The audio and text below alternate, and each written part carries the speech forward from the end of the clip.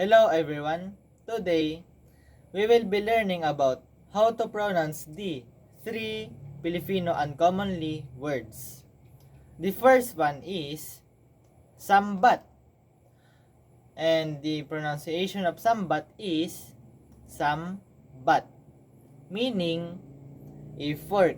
This is an alternative word for tinidor, which is more commonly used. And the example is, kinuha niya ang sambat para kainin ang kanyang spaghetti.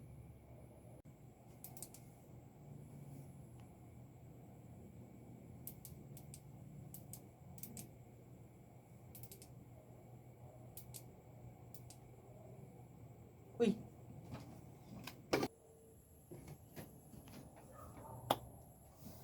And the second is durungawan. How to pronounce it?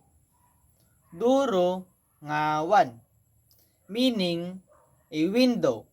This word is an older or more poetic term for bintana. Example, tumingin siya sa labas ng durungawan upang masdan ang magandang tanawin. The third word is kalupi. How we pronounce this? Kalupi. Kalupi, meaning a wallet. The more common Filipino word for this is pitaka. Example, nakalimutan ko dalhin ang aking kalupi, kaya hindi ako makabili ng pagkain.